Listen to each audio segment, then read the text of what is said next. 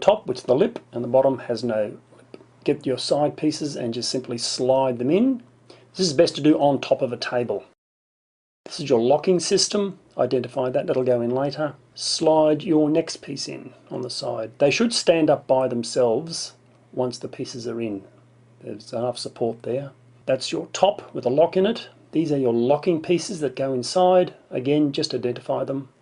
Identify your bottom piece and slot it into the bottom.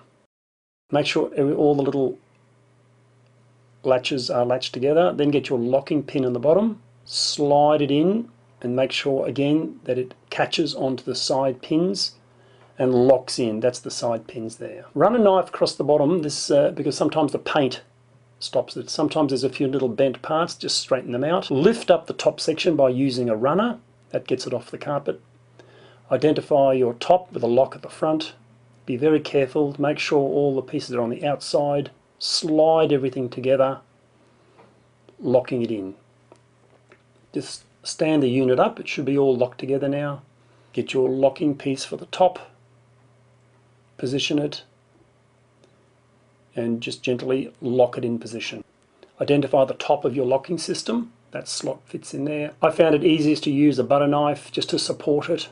Slide it in behind the locking system, pull them through, and the little white guide should be on the outside and should slide up and down freely. Again, just line up your locking system. Identify your lock. That's the locking pin that goes behind. Push it through the hole. You'll see the flat and round ends of the lock. Get it in. It fits exactly. Get your locking pin behind and push it in forcefully. Now identify your drawers. That's your running system with a lock on the side. Flip it over and simply fold along the fold lines. Fold it up square. And now your other one. Make sure the locks are on the outside. Don't bend it the wrong way. Identify your backs and fronts. That's your front and this is your back.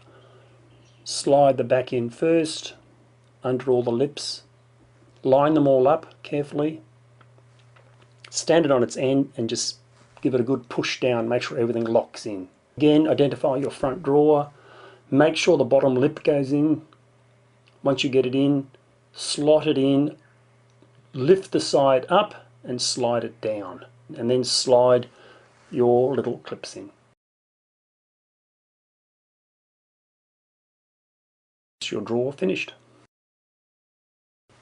Identify your runners. They lock into the side. That's your back. Put your back in first. You can only go in one way.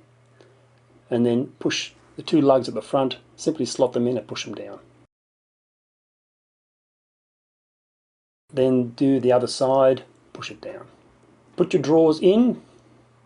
Pull your runners right out. Make sure that lug, that white lug, goes over the running system or else it won't close properly.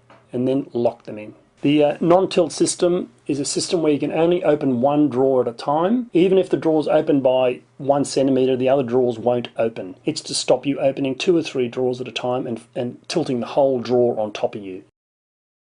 Which is the lip, and the bottom has no lip. Get your side pieces and just simply slide them in. This is best to do on top of a table.